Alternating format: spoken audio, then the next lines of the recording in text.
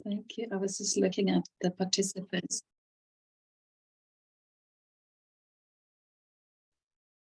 Okay. So, sorry, I'm trying to manage a screen and my phone. So, welcome everyone to the monthly call of the AoR. We have 3 agenda items today. The first is the capacity strengthening strategy that is now final to be presented. And then we wanted to share the UN, the Women Leadership Package for local actors that Trocare has been leading on, and then have a discussion or some feedback around the Amman GBV coordinators meeting. Maybe I should introduce myself, I forget. I'm Astrid Hallen, the deputy of the GBV AoR. Jennifer is out this week. She's back tomorrow, actually. So in the meantime, we're holding the fort. And over to you, Stephanie. Then you can maybe introduce Nina as well and do the introduction, being the one in our team who's been the most involved with the capacity strengthening strategy. Thanks. Yes. Thank you, Astrid. And hello, everybody. My name is Stephanie Lorin, and I work with Astrid and Jennifer and the rest of the team in the GBV AoR as GBVA specialist. A long introduction. I am super excited to present today that we have finalized our brand new capacity strengthening strategy, which will span from 2023 to 2028. Nina will go through. So first off, introducing our fabulous consultant, Nina Gora, who has led the entire strategy consultation and drafting and very, very lengthy consultative process. Thank you so much, Nina. And thanks for joining us today. I should say that the strategy layout design hasn't been finalized yet, but we wanted to already present the finalized content to you today, just because yeah, we still have Nina with us and we wanted to do that. And then we'll share the final layout designed strategy afterwards. But meanwhile, you can have a look at the Word version. And yes, we'll be happy to share the content with you today. I'll just give you a very brief introduction on, you can see my screen, right? Great. Yes. I'm seeing some hands. We see it, yeah. Thank you. So just to give you a very brief overview before handing over to Nina, who is this strategy for? It's got 3 target members or target groups, which is slightly different to what it was in the last one. So it's still very ambitious, trying to meet the capacity strengthening needs of both GBV coordinators and GBV program actors, which were the 2 target groups in the last capacity building strategy from 2015 to 2020. But what's new is we've also tried to include throughout the GBV information management officers, so as a 3rd target group. Now, who is responsible for its implementation? In the strategy, if you look at the work plan, so it has the objectives and then the work plan and an annex for country level use. And throughout the work plan and the annex, you have a clear assignment of responsibilities.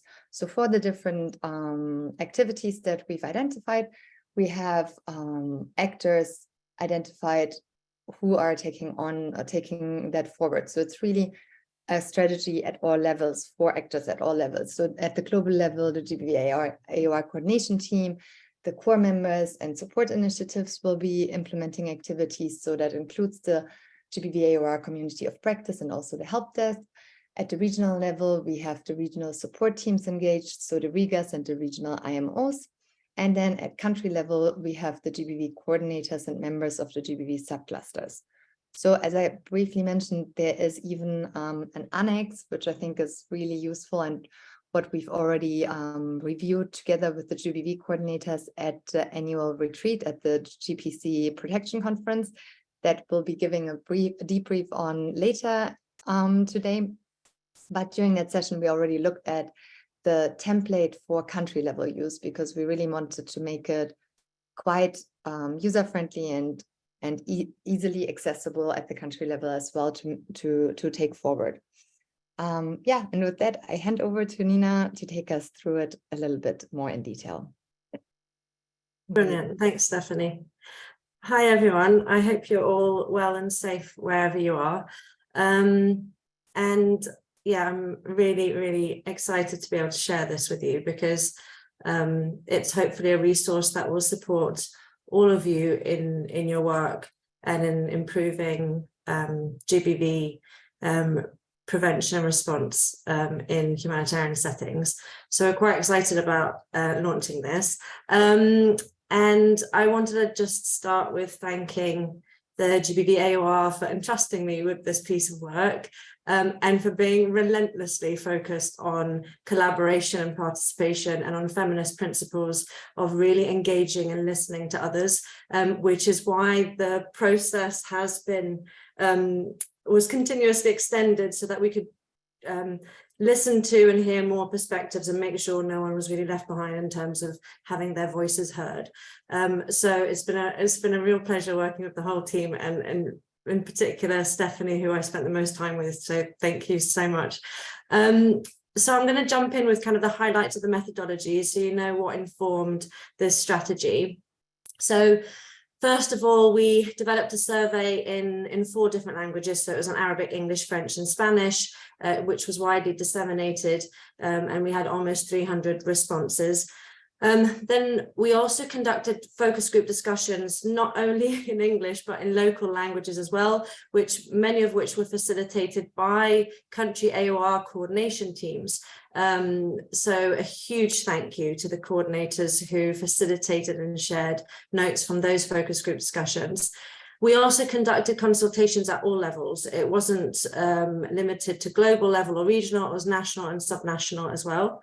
And we also included consultations of a whole range of actors, and that included local actors, in particular women-led organizations and women's rights organizations, donors, INGOs, NGOs, and UN agencies. So there's been a really diverse range of voices to influence this strategy. So we hope as much as possible it meets a wide variety of people's needs.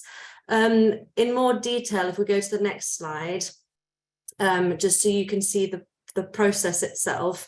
And when I talk about relentless commitment to participation, you can see what I mean here.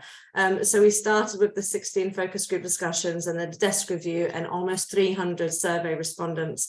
That then resulted in a consultations report, which was a summary of what everyone had said in terms of problems, gaps, solutions. We then drafted the strategy off the back of that. We then presented the draft strategy in a series of validation workshops to see if we were on the right page, on really kind of if we were responding to what we'd been hearing appropriately. These validation workshops were with core members, with co-coordinators and with Rigas. Then we had a second stage of review of the objectives and sub-objectives specifically by core members. And then there was an updated strategy for final review and a face-to-face meeting we had in Geneva with core members a couple of weeks ago, which has informed the final strategy and today's launch. So a huge thank you to everybody who participated in focus group discussions, who participated in the survey, who reviewed countless drafts. A huge thank you to each and every one of you for your time and for your inputs throughout. So what did we find throughout all these consultations? So the key findings can be clustered around kind of 3 areas. As you can see, we have consulted a lot of people and over an extended period of time. So this obviously can't do justice to everything we found. We are trying to kind of just pull out the key highlights that have informed the strategy. So under key findings, staffing availability and technical capacity, we found that the utilization of the core competencies could be improved throughout recruitments, inductions and performance management, specifically for the country AoR coordination teams. We also found that inductions could be more systematically carried out for the country AoR coordination teams, and that subnational coordinators could be more systematically reached with capacity strengthening initiatives. and that capacity gaps and needs in relation to core competencies and also in relation to the minimum standards could be better understood and documented. And that a range of barriers exist for women-led organizations and women's rights organizations to engage in GBV programming, coordination, and capacity strengthening. Under the second pillar of findings, if we go to the next slide, this was around access to sufficient and context-specific training and guidance. It was found that resources are seen by some as quite lengthy and not always available in the preferred languages, that the resources need to be more tailored or contextualized to align with the local needs, that there's use and proliferation of non-vetted resources, in part due to challenges in systematically storing and sharing vetted resources, which then results in the kind of reinventing the wheel in some contexts of some resources. And then there's some potential challenges in the sustainability and long-term benefits of trainings for a range of reasons. Sometimes a lack of follow-up, or sometimes a lack of kind of selection of the right and most suitable participants. And then there's an over-reliance on English as the primary language for coordination mechanisms, which is seen as perhaps hindering local actors' participation in coordination mechanisms and in training. And then the third cluster of findings was around meal, which also links to the earlier point around sustainability and efficacy of capacity strengthening initiatives. So first of all, more data is needed to fully understand the impact of capacity strengthening initiatives, whether they might be face-to-face workshops at global level, regional level, country level, whether it might be mentoring, whether it might be coaching. There's such a wide variety of different approaches to capacity strengthening, and there isn't necessarily a clear picture of which of those initiatives are most effective in driving capacity. Information is also required about the quality of the programming to inform the capacity strengthening initiatives. So where there'd be more information about gaps in programming, the capacity strengthening initiatives would ideally be then tailored to addressing those gaps. But if we don't have a picture of those gaps, it's very difficult to tailor the capacity strengthening initiatives to address them. And there's a need for greater accountability for the implementation of the minimum standards. We also want to flag that there is a presentation of the findings in much more detail, which you can request, I think, from Stephanie, if you want to see more detail about the findings. But in the interest of time, we're kind of synthesizing as much as possible at this stage. So if we go to the next slide about what the strategy will do to address these findings. So first of all, capacity strengthening initiatives will now be informed by and tailored to the specific needs of any given context. That when we talk about needs, we're talking both the needs of GBV program actors and the needs of communities we serve.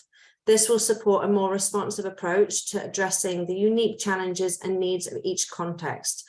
So a move away from a kind of one-size-fits-all to very tailored, contextualized capacity strengthening initiatives. The second commitment is that a range of approaches will be used to strengthen capacity. So this will include face-to-face training, coaching, mentoring, and webinars, which will be continuously informed and adapted based on monitoring and evaluation of their effectiveness, so that we ensure investment is directed towards the most effective approaches. We also will be committing to using a range of both online and offline resources and capacity strengthening initiatives, recognizing that in many contexts there is a challenge in accessing internet consistently. Thirdly, core competencies will be integrated into recruitment, induction, and performance management processes, helping drive consistency across GBV program actors and GBV coordination teams, GBV AoR coordination teams. Some of you in the consultations were aware of core competencies, others weren't. There are core that have been developed specifically for GBV, which will be updated and disseminated for use in recruitment, induction, performance management. If we could go to the next slide. Fourthly, a large and growing pool of highly capacitated GBV program actors, coordinators, and information management officers will be available to meet the GBV coordination, programming, and information management needs.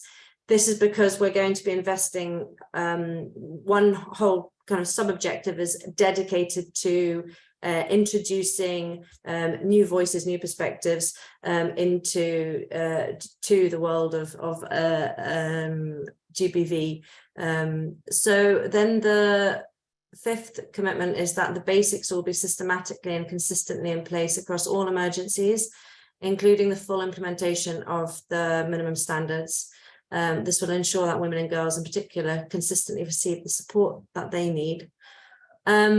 And one area that we're really excited about in this strategy is that the historical and documented exclusion of women-led and women's rights organizations will be addressed through a specific focus on these organizations and dedicated activities with and for these organizations. Then if we go into kind of highlights of what we're most excited about, I've already mentioned the fact that there is a dedicated focus here on women-led and women's rights organizations, but there are a number of other things that we hope you are equally excited by in this strategy. So first of all, we're looking at investing in both coordination and programming with an objective for each. And we'll go into the objectives in a minute.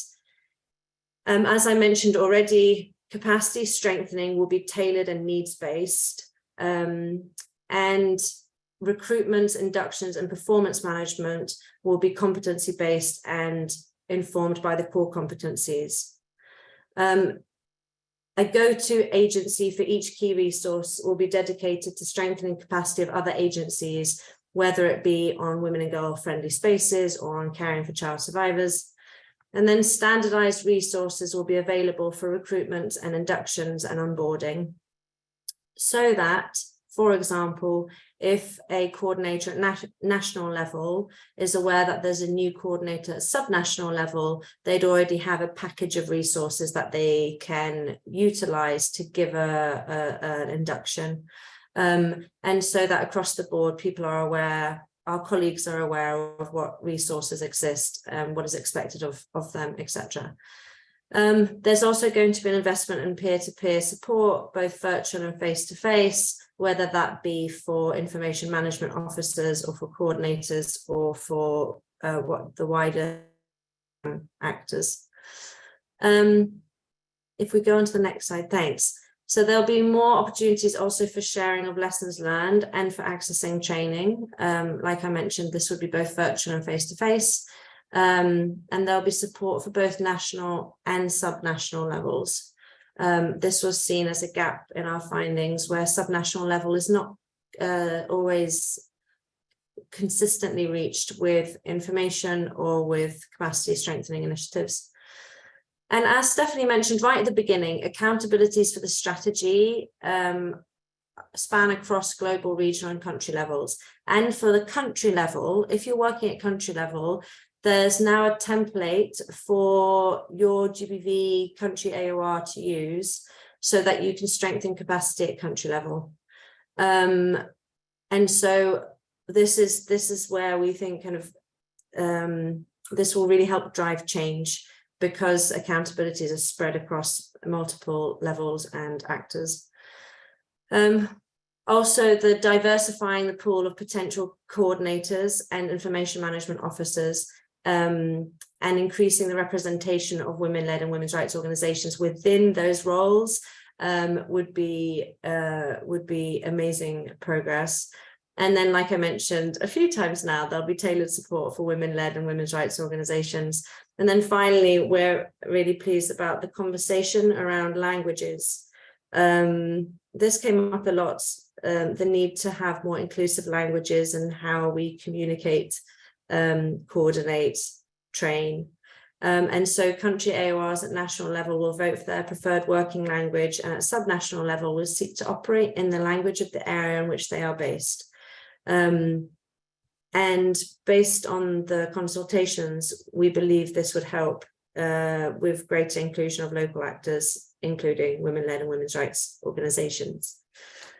If we go to the next slide, we'll talk about what this all looks like in practice. So there are two overarching objectives in the strategy. Like I mentioned earlier, one objective is specifically around coordination. The other objective is specifically around programming. So objective one is that country AOR coordination teams, this might be coordinators, co-coordinators, and information management officers, have the knowledge, skills, and the support to effectively implement the GBV core coordination functions.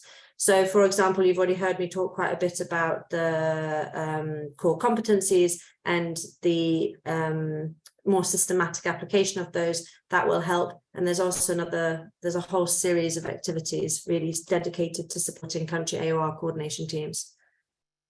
Oh, Stephanie, the presentation's gone.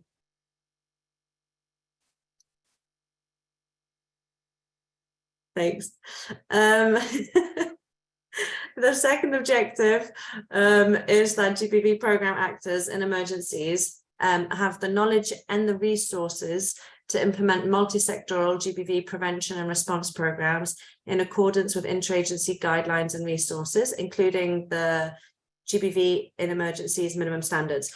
I want to quickly pause here to say that there is reference throughout the strategy to GBV risk mitigation, but the bulk of the content is included within an annex dedicated to GBV risk mitigation, which is why these objectives and sub-objectives are predominantly focused then on prevention and response, with the annex developed by the IAC GBV guidelines reference group covering GBV risk mitigation. So we're collaborating, we're not duplicating, so you'll see a clear distinction between the annex dedicated to GBV risk mitigation and then the objectives focused on prevention and response.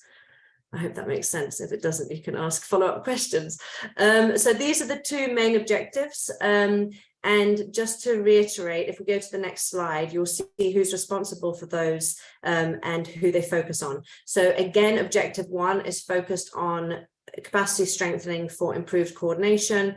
Objective two is focused on capacity strengthening for improved programming. The responsibility for objective one, therefore, sits with the GBV AoR Global Coordination Team. So that's a lot of the people who are on this call. So as many of you know, it would be Stephanie, for example, Astrid, Jennifer, Emily, for example, Shiva. Then you have also the regional AOR teams and the country AOR coordination teams. They will be collectively responsible for driving the coordination, capacity strengthening for coordination efforts. Then objective two, like I've mentioned, is focused on capacity strengthening for programming, and the responsibility of this sits predominantly with core members and country AOR coordination teams as well, so that there's consistent investment at country level and that anything that is happening at global level is effectively reaching national and subnational level. So that's why it's a combination of core members with country AOR coordination teams, so that there's really good collaboration across levels.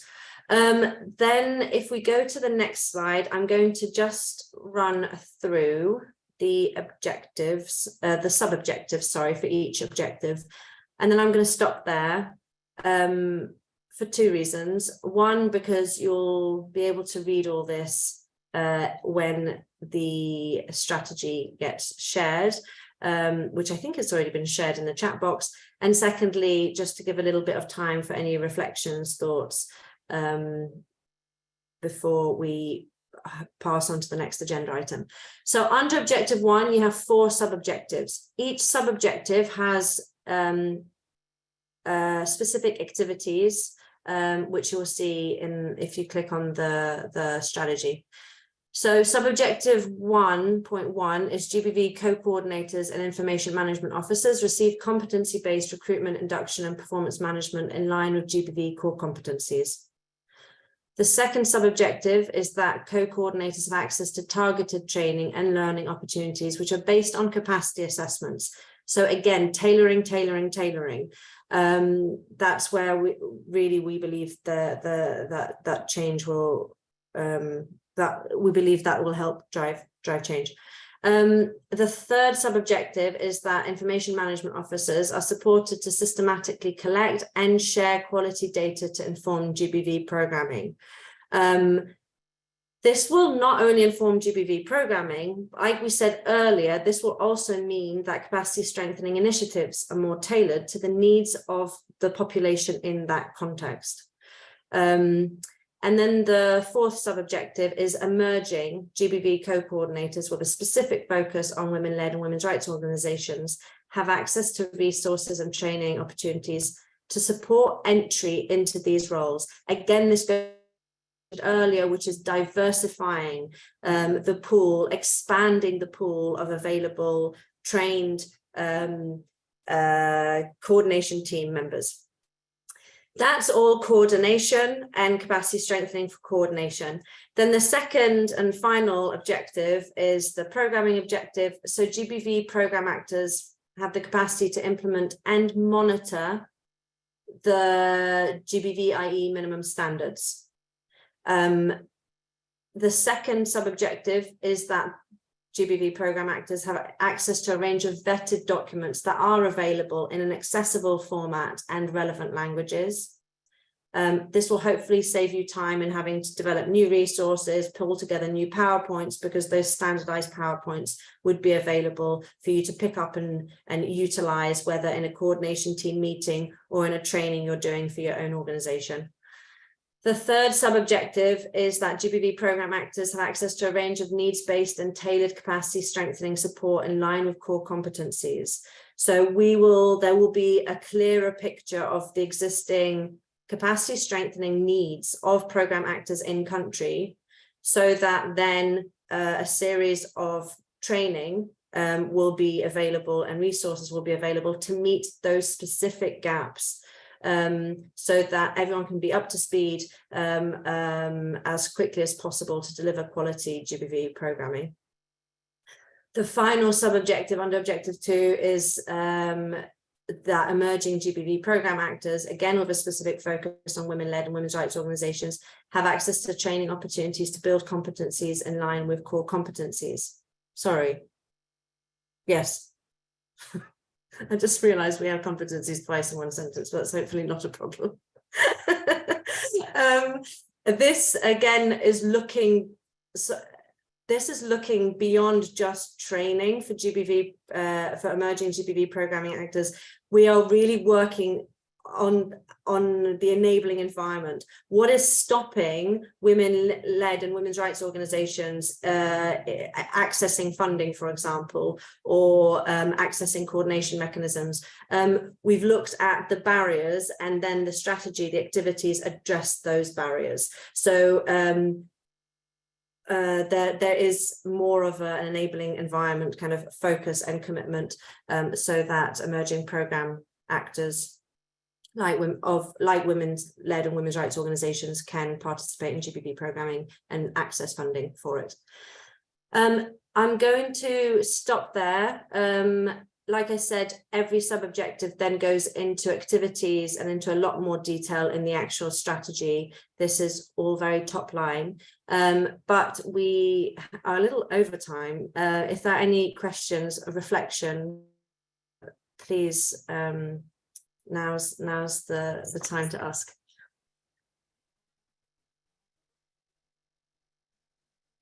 Thank you. You can also write in the chat Or maybe there are no questions. I mean, it's a super important strategy for the AoR, and I would like to thank Nina as well, because you highlighted, Nina, the amount of hoops we went through to make sure it was inclusive and consultative, and I know you were part of that as well, and it did mean you also had to be very patient with us. So a big thank you. It's been a long big chunk of work. And maybe just to reflect, I see there are some questions coming in, but it is important, and I hope everyone will really take the new strategy to heart. It has several new elements. It's much stronger focus on the subnational, on bringing in local actors, and also us learning from local actors. I'm saying that because we had an initial capacity strengthening strategy or capacity building strategy that started in 2015, I think. And looking back, a lot of what we've done since then was really influenced and formed by that strategy, the RIGAs, the working with universities, and the whole community of practice, the GBV AoR, etc. A lot of things came up from that. But I can see now that there's one or two comments or questions in the chat. So Farid, that was guess is more than a comment, that these are very important findings. Happy to see the focus on WLOs and also on contextualizing GBV materials. Here's a question from Robin. Would you like to just ask your question, Robin? Or would you, maybe it's easier. Sure, that's fine. Thank you. Thank you so much. I have so many questions, but one of the questions was you talked about, I think it was under objective 1, the GBV core competencies and making those more widely known and available, and having, I think, some training around those. And my question was, are those core competencies specific to coordination, or do they include coordination and programming? And also, when you said that there would be more training or induction around those, is that specific to GBV coordinators or co-coordinators, or is that also for programming actors? For programming actors. Thanks. Thank you, Robin. I'll jump in here because it's great. I'm actually really happy that you mentioned it, so we can clarify a little bit, because we already have the core competencies and they are excellent. And the one shortcoming would be that they aren't necessarily known as much as they could be and disseminated as widely as they could be. And as mentioned in the beginning, we are including information management officers, and as such, we also need to update the core competencies to reflect core competencies required for GBV information management officers, which is a quite distinct and difficult to meet profile, because yes, you have to have that IM skill set and technical knowledge of that, but then you also need to understand the specificities and especially data sharing specificities around GBV. So yeah, we want to update it, and I'm happy to say that that is definitely already planned and in motion to have an update of the core competencies. And then in terms of the training, it's really, when you look at the strategy, it's woven throughout. So the idea and vision, if I may say, is really to link back and use them more systematically. So in the beginning, make sure that when you do an induction, you have a check-in and run through the core competencies and check what are the areas where there might need for further training or for further resources for a new coordinator, a new IMO, or a new program actor. And then based on that, you would provide resources and provide the induction. So that's why it's competency-based inductions. It's reflecting what is coming out of that initial. We don't like to call it assessment because it's more of a self-assessment. It's like a light version of looking at what are the areas where more capacity strengthening is needed, more resources are needed. Please, Nina, jump in if there's important points that I've missed. No, nothing to add. Thanks. But my question is, in terms of, you said getting them out there more widely because they exist already. And so an aim is to get them more widely to programmatic actors also. It's not solely for subcluster coordinators, AOR coordinators. They're core competencies that you want GBV AoR members to be utilizing more, uptaking more, sharing with partners more. Is that right then? Yeah, exactly. And that links back to the responsibilities of the strategy implementation really being at all levels. So for there to be uptake of the core competencies, that there will be need for actors at different level, core members, program actors at country level, coordinators at country level, to share them, to make use of them. So it's, and when you look at the strategy and the activities, it's really woven throughout to make sure that that's happening. I hope that's a bit more clear, but feel free to come back if not. Thank you so much. That's perfect. Appreciate it. Thanks for your question. And I see there's another question in the chat. Will there be a specific mentoring approach for ownership of the competencies at the national, subnational level? So it's transformative or monitoring. Monitoring. Yeah. Monitoring, I'm going to hand back over to Nina because she's got the vision. Sorry, I was just also copying and pasting one of the activities, Robin, for under 2.1, which is the references the core competencies. And then, yeah, again, you can see the other activities if you go to the strategy link. Monitoring. Yes, so there's commitment to strengthening our meal throughout, and the template for country level is where you will see the increased accountability, because the template includes the actions that will be taken and by who and by when. So at country level within the GBV AoR,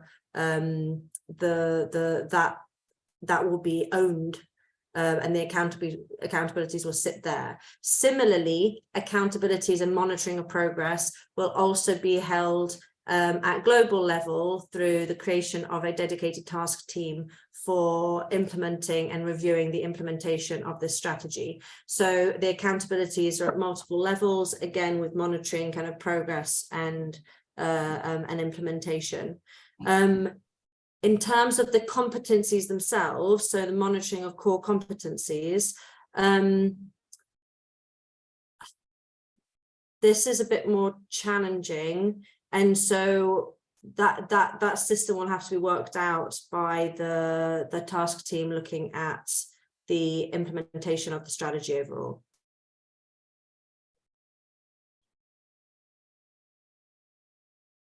Yeah, I would almost say monitoring of the yeah, that one might be an ambitious one, but exactly some things we will need to work out as we go into implementation. I think I agree, and I'm just thinking about the monitoring, because one thing is monitoring kind of a high level, that how we evolve in implementing the strategy, and then we have to see, and we don't know yet, I think, to what extent, how far can we go in actually monitoring uptake of the competencies, right? And yeah. Any other questions? Otherwise, I'm going to continue on to our next agenda item.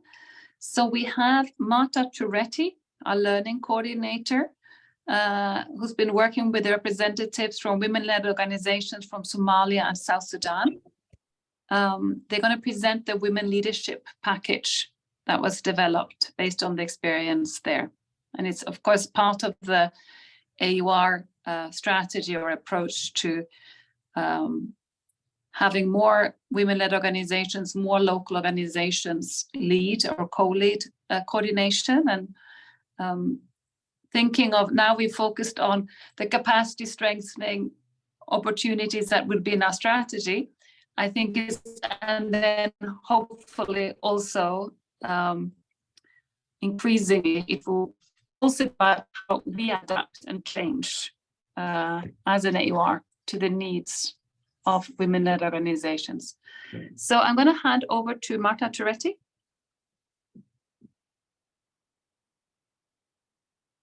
Thank you so much, Astrid, for that introduction. Thank you, Nina, also for sharing the progress that has been made in the new strategy. And it's my hope that as GBV practitioners, we will spend some quality time to understand and implement the provisions that have been made, all the proposals that have been made in that specific strategy.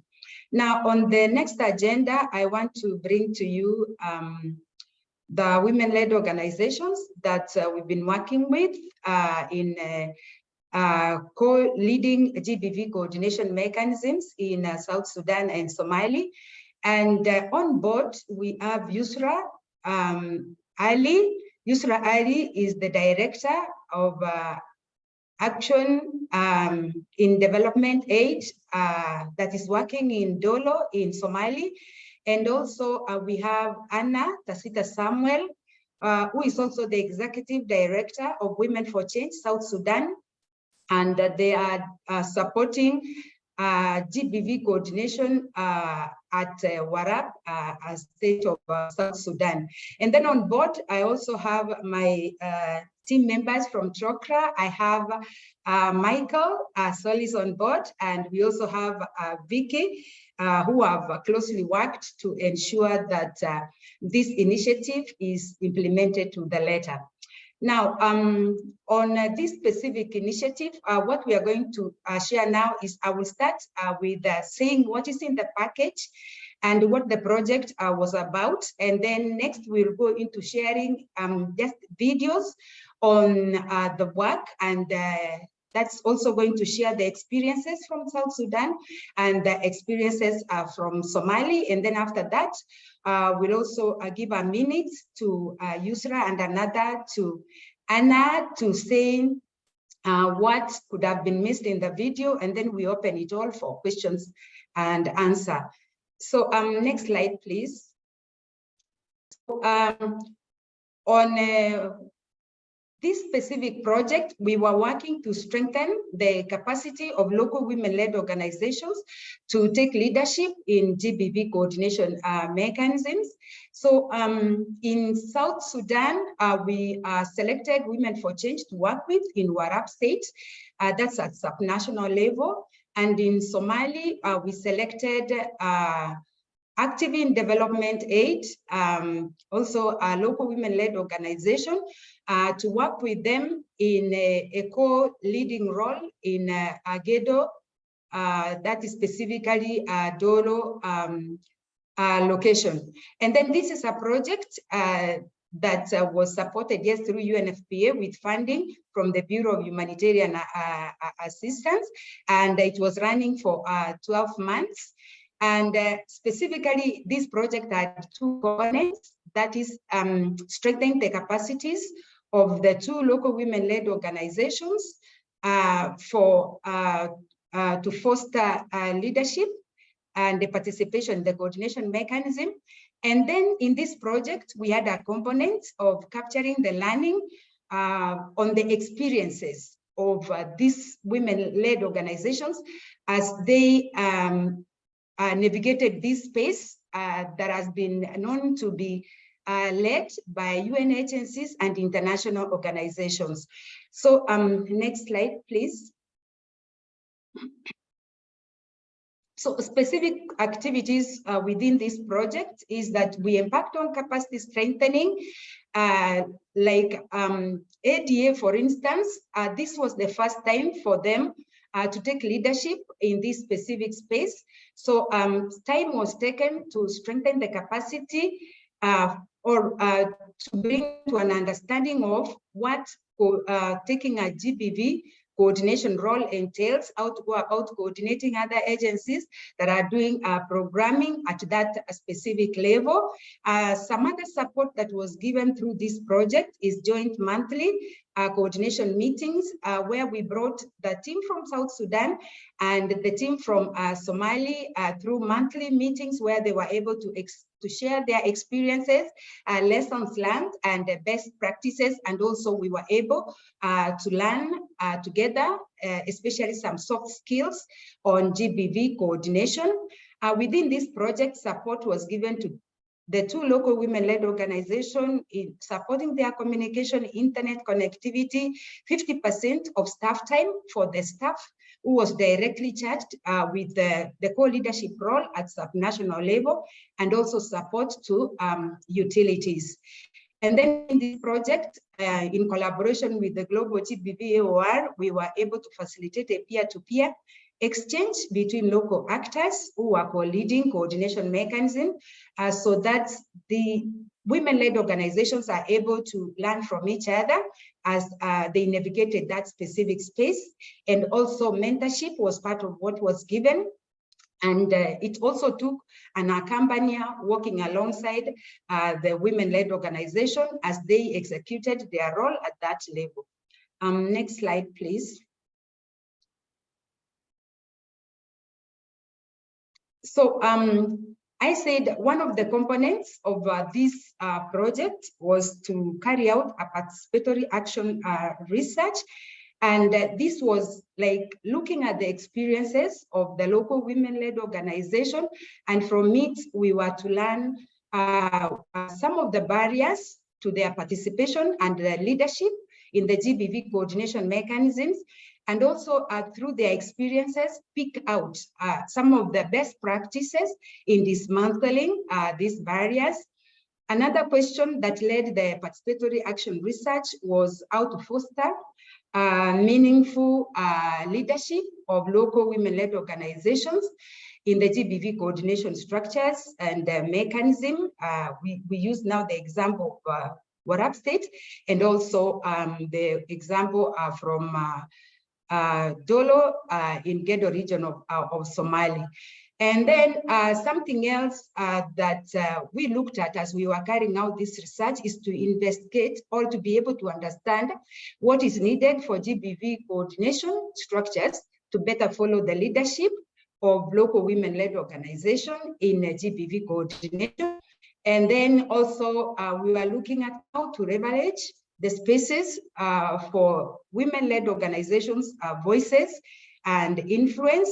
And also lastly, but not least, how to measure local women's leadership in GBV coordination.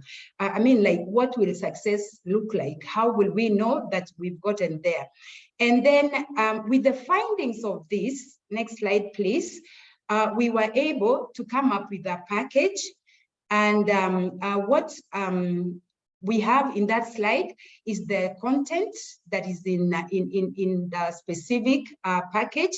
It's a short package, about 30 pages, and that specifically, this is helping us understand how to work with local women-led organizations who are wanting to take leadership in the GBV coordination mechanism, how to tackle the barriers that they do face, and how we ensure that we fostered meaningful participation and leadership whenever they take that specific space. So specifically in that specific, you know, like the content that we have in that, and I know later on the link to this package is going to be displayed in the chat, and is now available for our reference. So given the time that we have, might not be able to exhaustively handle, you know, like deeply dig into every component of this package, but that immediately after this, you can go online, click the link, and you should be able to interact with it for more information.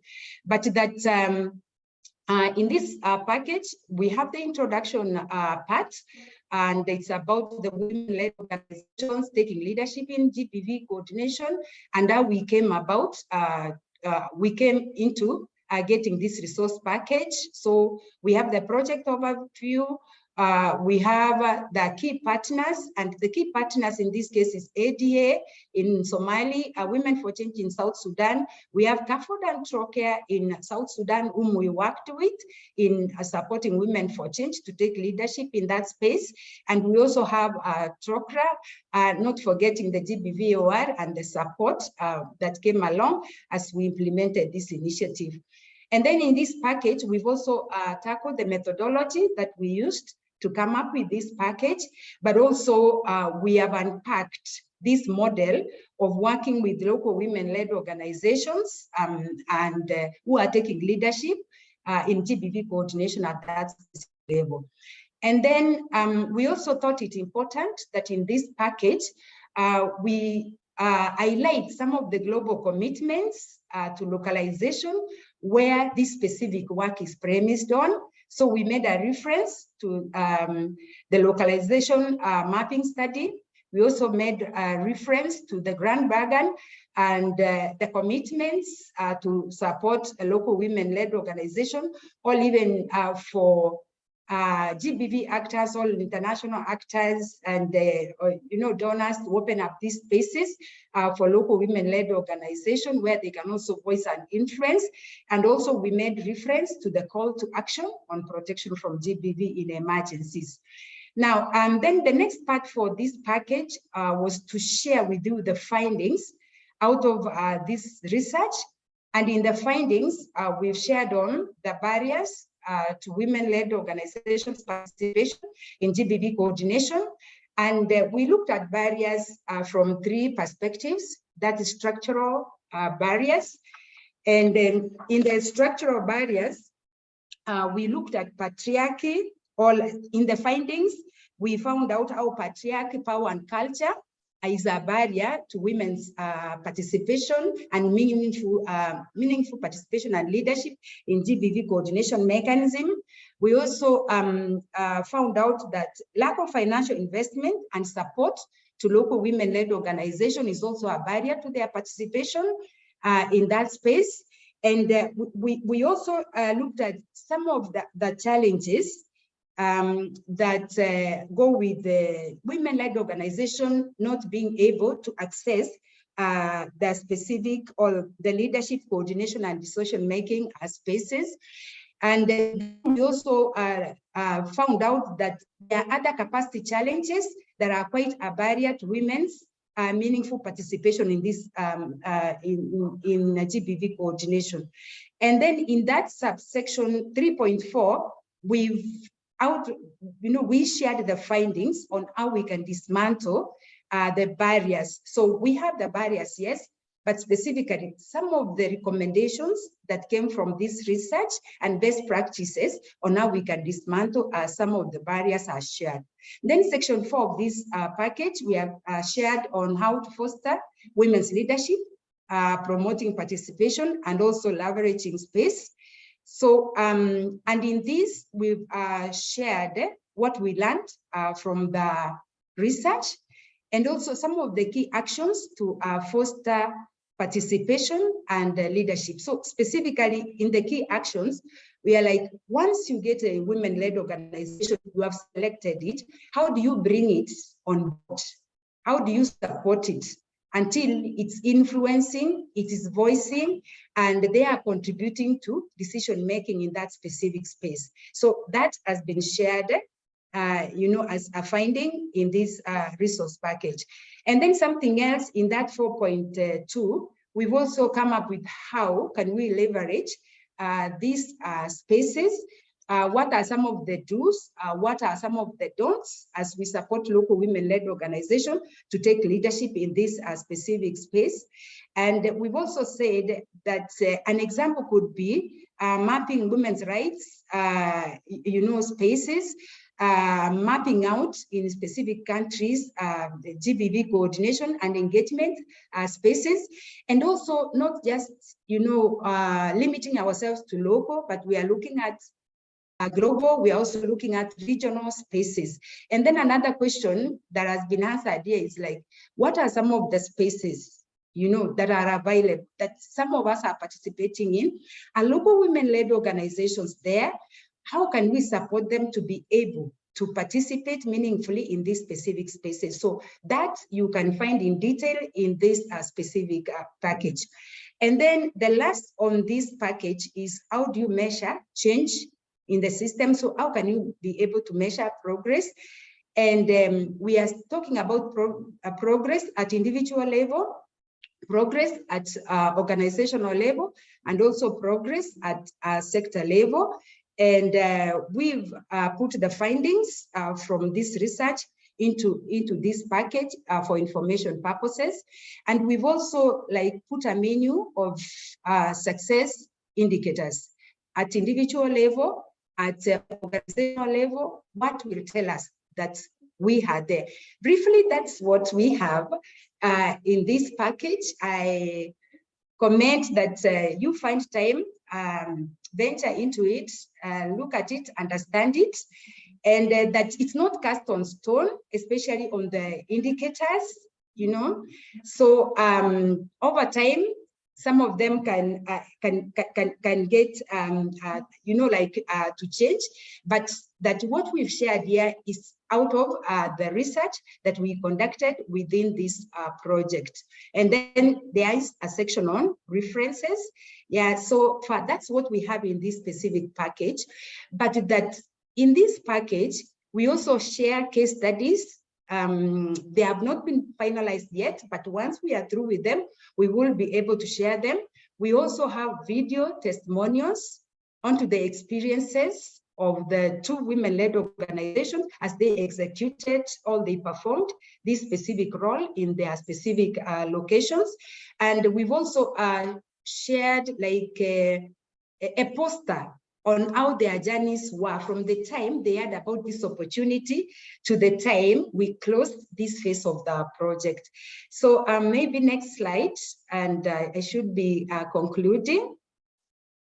It should be concluding. So there we have who's this resource for, women-led organizations, GBV coordinators, government partners, coordination group members.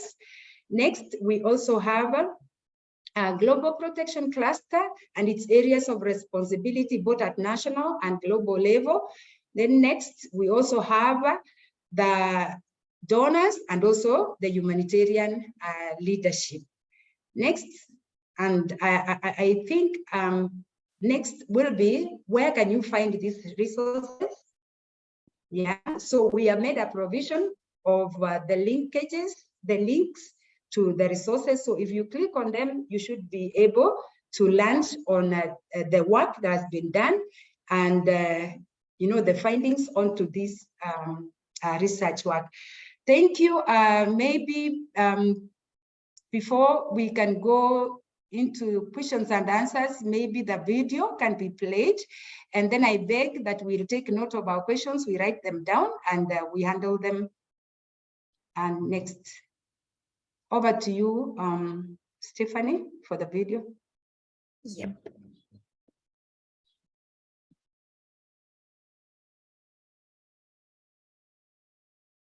Is the sound play?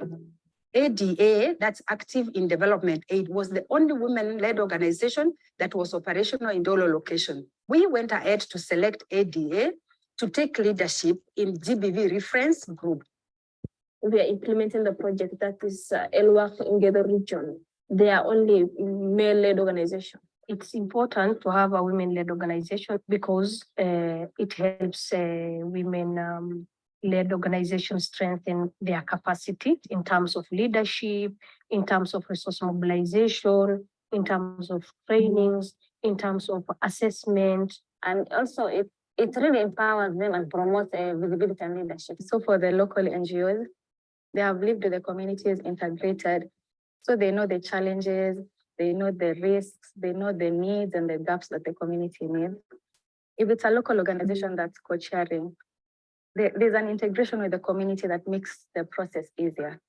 As a first timer to this role of the co-chair, and as a woman, the understanding of that role that it cannot be only be led by men, or women also can lead that. Like any new task that you tackle, it had its ups and downs.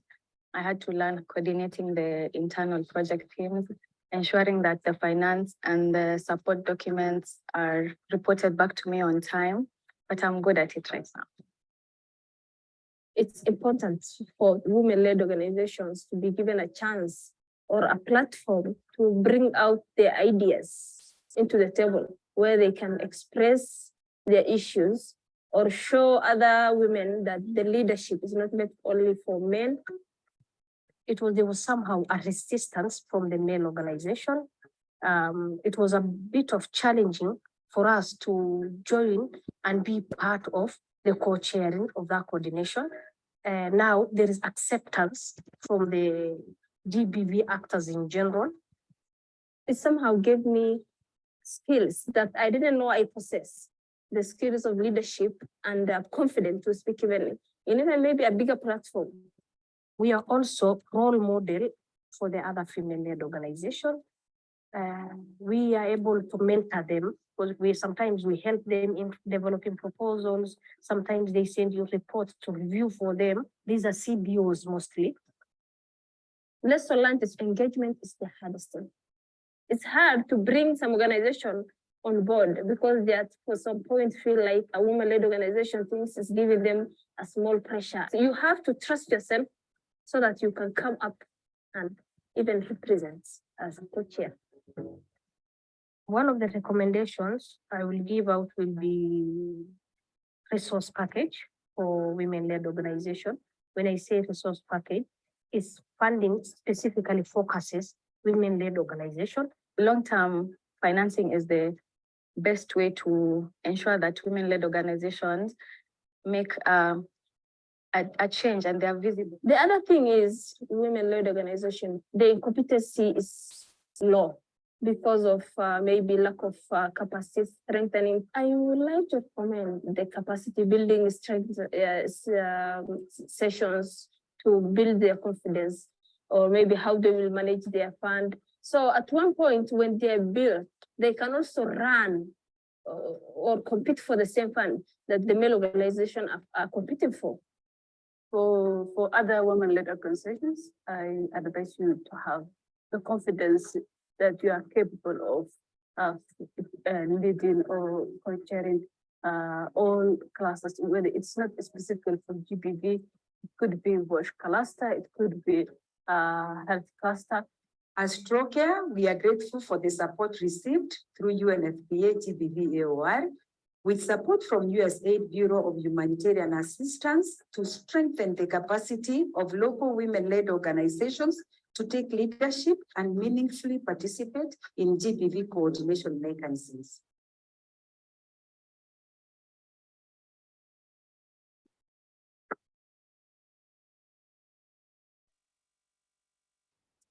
Thank you, Marta. And I've seen that she's online as well, no? I guess I shouldn't call people out, but it was a nice video and nice to see your faces. And if you would like to take the floor or say something, you can, but of course it's completely optional. So I can see that Stephanie also wants to say something, I think.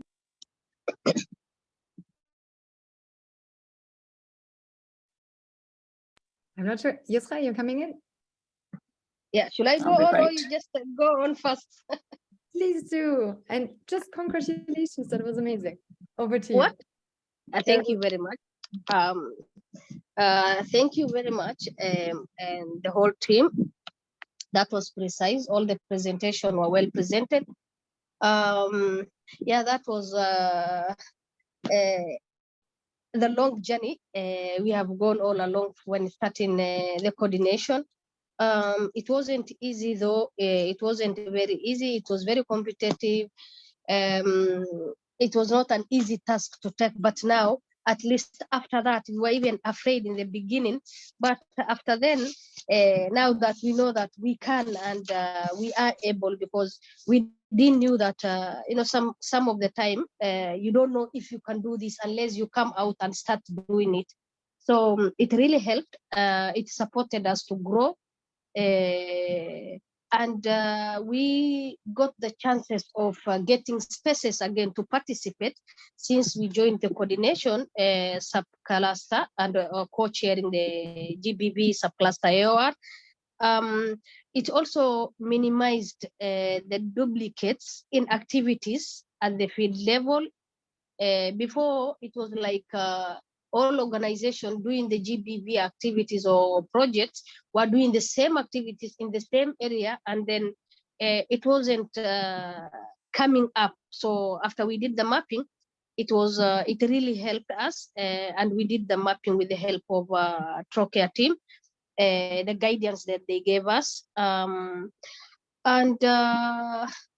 it improved this flexibility of service provision as well. The coordination also improved our service provision flexibility, because there was no duplication, there was no, everyone, we knew who is doing what and where, we know which services is there, who is providing CMR, who is providing this, who is providing cash for the survivors apart from the GBV activities.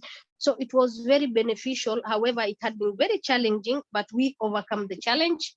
And it was a good lesson learned for us. And it was a lesson learned for even other local-led organizations or women rights-based organizations, because now as we are speaking, there are some female-led organizations. They are not strong, but now they see they can come to the stage we are today if we guide them and support them with the resources and let them to join the subcluster GBV AoR, because there are some of them that are more on human rights, some of them are more on girl rights.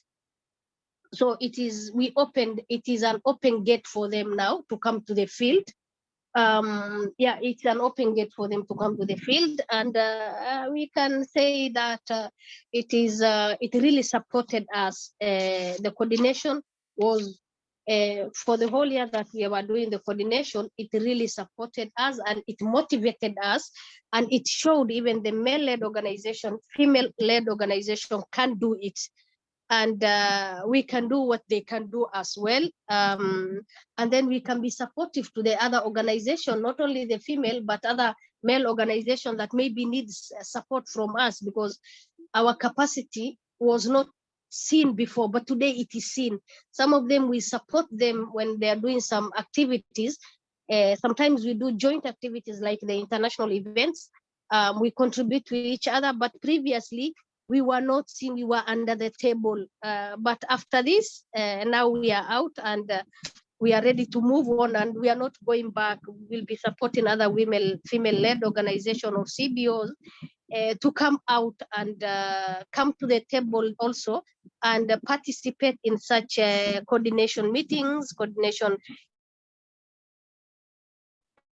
capacity strengthening forums. Yeah, so that is, thank you very much. Due to the limited time, let me just give it back to you, Stefan.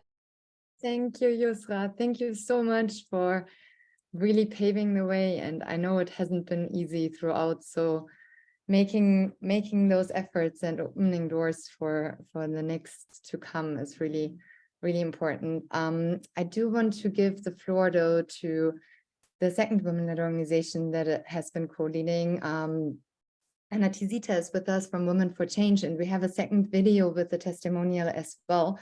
For shortness of time, we won't be able to show both of them, but please go to the link or just go on the website gbvaor.net and you'll find the dedicated subpage on women-led organization, women leadership package to look at that video too. We'll post it in the chat as well. But yeah, Anna Tizita, without putting you on the spot, if you would like to come in, I mean, I am putting you on the spot, but if you would like to come and share as well, I would like to welcome you. Thank you, Stefan and everyone. We are happy to reach out to this stage as Women for Change in the coordination level. Taking into the context of South Sudan and where also this project has been implemented, it is for us, we call it a success. And actually also for the GBV subcluster in South Sudan, we call it a success because it is through their effort that we're able to maneuver all the the challenges.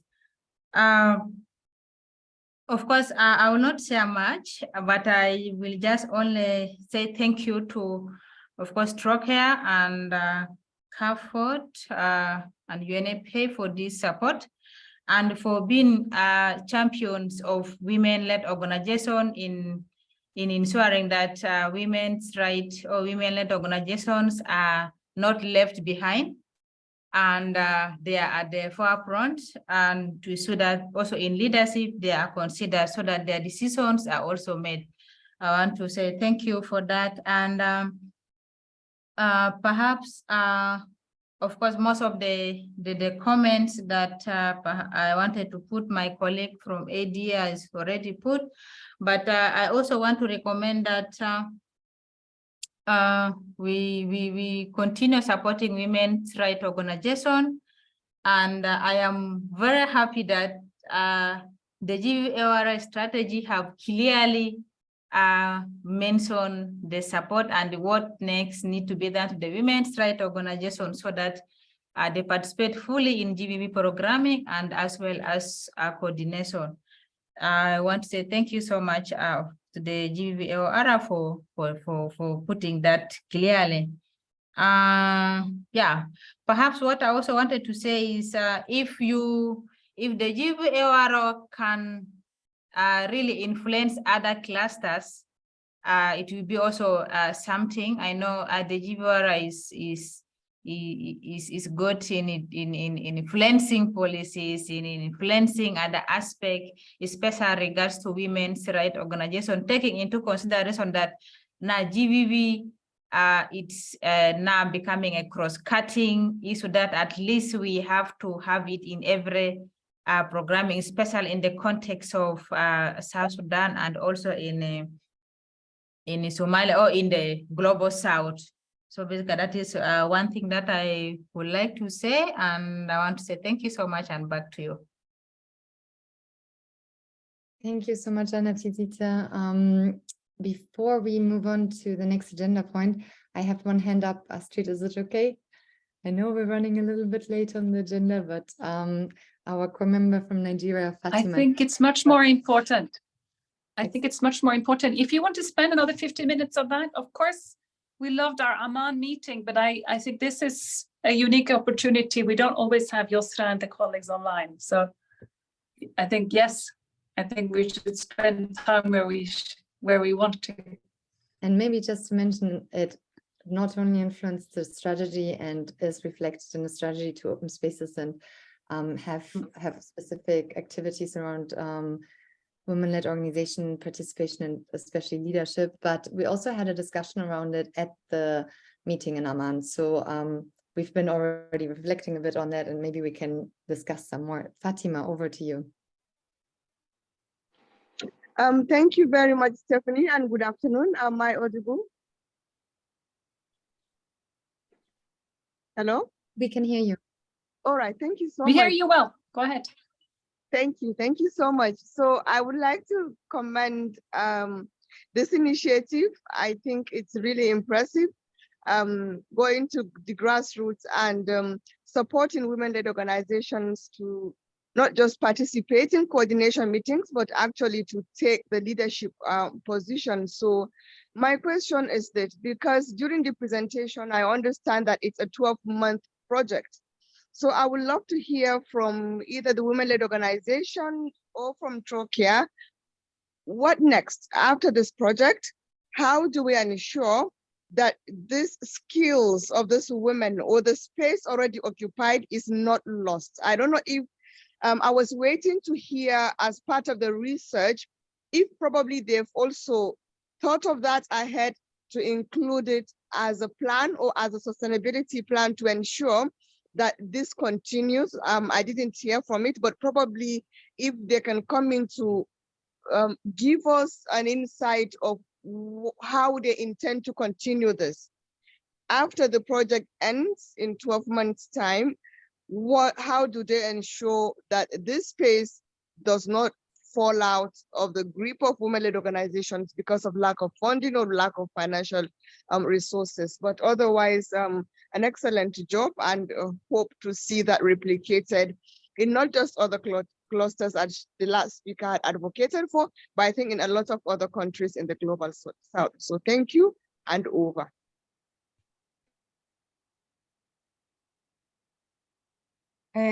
Hello, Michael, please, if you can take the question. Sure, thanks. I think it's a really great question, and we're actually coming to the end of the funding this month, yeah? So it's very topical. We are hoping to hopefully secure a phase 2 of funding, which would result in ongoing support to the 2 women-led organizations. But we would also be seeking out other opportunities to support other women-led organizations with similar models in different contexts over time. So I think there is a resource mobilization strategy that we do have to work on around this if we want to see this model replicate. And I think it would be in our interest to be sharing this with different donors, different agencies, actors, to get buy-in at different levels, see if this is something that is worth time, effort, and resources. And I think if there is a demand from local women-led organizations to support this type of work, that is really helpful too. As you know, I think we're seeing a changing trend around more listening to local actors around their capacity needs and what they hope to see other agencies doing to support them on their journeys.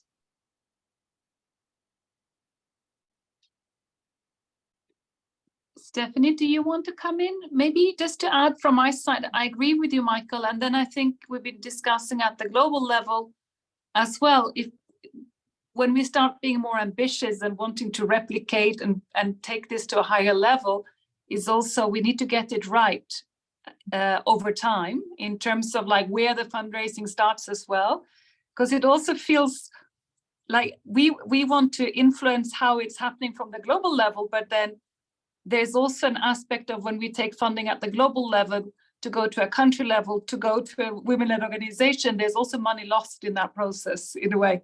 I mean, not because of the transaction costs. So I think we need to get it right, and we need to get our core members on board and the actors in different locations as well, because it is exciting, and I do think it's the way to go.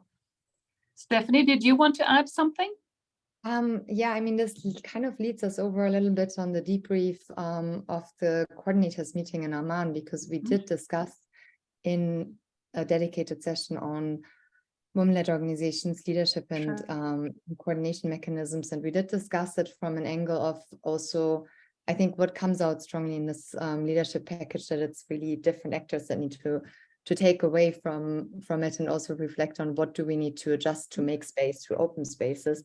And we did have that discussion, and I see that lots of the coordinators that were there are already also online today. So I don't want to keep speaking, but I thought it was really interesting to identify different entry points or possibilities for giving opportunities to take on leadership, and not just come in from a perspective of, there's a need for capacity strengthening, but more look at where do we also need to open spaces and give opportunities to experience and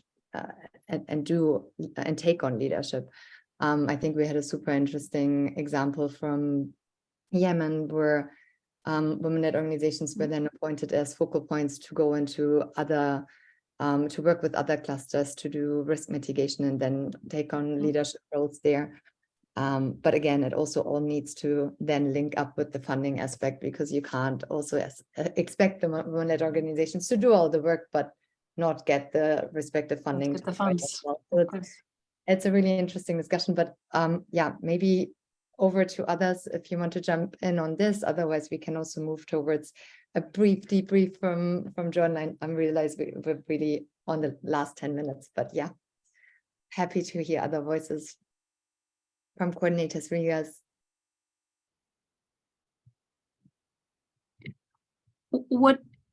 What is clear in terms of sustainability for now, typically I'm stepping in while I'm hoping that someone will raise their hand, is at least where we're sitting, it seems like all our donor partners, this is what they want, they're really interested in. So I do hope that there is a space together.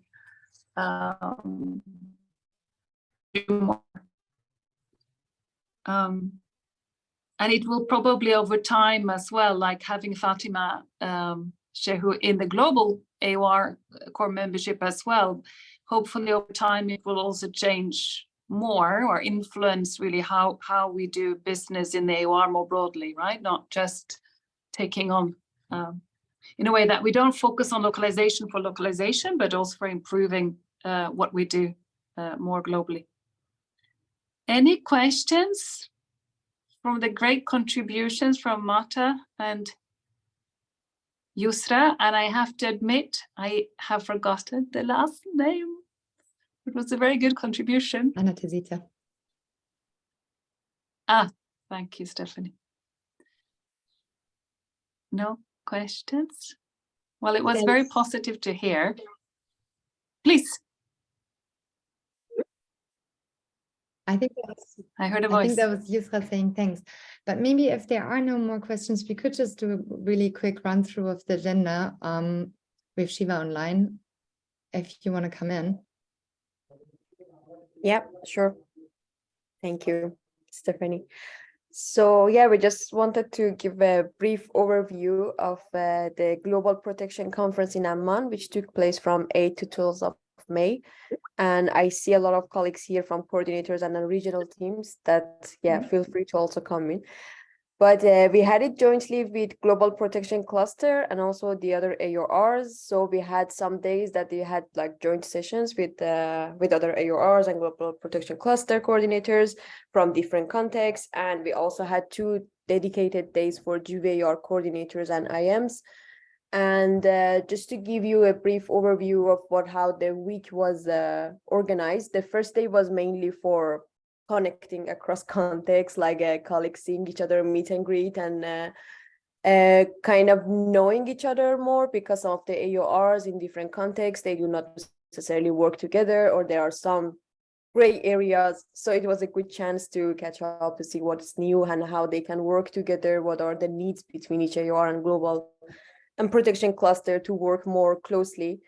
And on the second day in the morning, we had some discussions about service mapping, case management, referral pathway, and how we are working on these together as protection cluster, and what are the things that we need to do together, what are the things that we need to do separately, like kind of hashing out the details on this. And from the afternoon, we started to have our own sessions, and including the capacity strengthening, which you just heard, like the presentation on it, and the first launch, and kind of consulting the coordinators of the activities that can be carried out on the country level, like by them. It was during that session. And then the next day, regional IMs presented the GBV analytical framework, which is the new template, and also secondary data review. And just to mention that we're going to have a short brief on the new developments from GF in the next few weeks. Hopefully soon you will receive the information on that. And then we had a session on GBV integration in other clusters, including food security and WASH. And as Stephanie mentioned, another session on participation and leadership of women-led organization in coordination mechanism. And we had the last session jointly with child protection, and it was about how child protection AoR and GBV AoR can work more closely and collaborate in coordination in the field, at the field level, and also implementing the field cooperation framework. And then we had again the joint sessions with other AoRs and GPC. Like the next day, it was mostly about shaping the future of protection, and then in the afternoon we had a lot of sessions that they call like kind of marketplace that the colleagues could choose between them, like from localization, mindfulness, to kind of like having a dialogue with donors. And then on Friday, we also had the consultation about the protection review, which is still ongoing. And there was a kind of outcome document after that consultations that we also consulted with other coordinators and IMs to be shared with UNFPA and also UNHCR as the leads for this review. And yeah, that was mainly it. And then it was the closing. It was really energizing. It was really good to see colleagues from GBV AoR, like familiar faces, but also getting to know colleagues from other AORs and protection cluster, and yeah, hearing about them, hearing the other side of the stories, like from field that we mostly hear from GBV colleagues. And that's it from our side. We are currently finalizing the report, which will be shared shortly. Thank you so much. And if anyone else who was there wants to jump in, please feel free.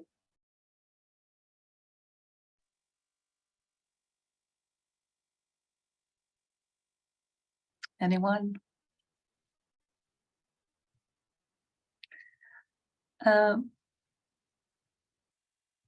Otherwise, maybe just because Shiva mentioned the protection policy review, right? And the consultations. So since UNHCR is responsible for the consultation following up on the recommendations 4 of that, the protection policy review around the future of the protection cluster. To my understanding, the recommendations will be drafted very, very soon in the next days or week, and then they will be shared with the cluster lead agencies and AoR lead agencies and with the GPC SAG. So we should know more in the course of June or by end of June.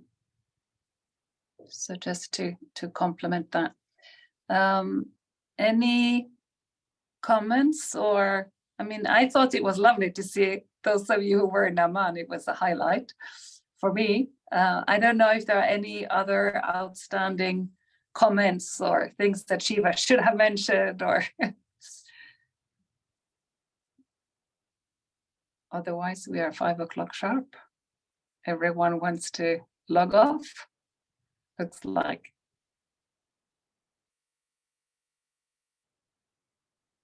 Okay, then with that, then a huge thank you again to Nina Gora for the strategy, to Marta, to Anna and Yusra for the sharing. And I thought it was really great to hear those experiences on the go, as they were not prepared, they were prompted in the call. Thank you, Shiva, and we'll share the report from Amman in the next couple of days, I think. And a lovely day and evening to everyone. And yeah, let's connect soon. Thank you, everyone. Bye. Thank you. Thank you. Bye. Thank you. Bye.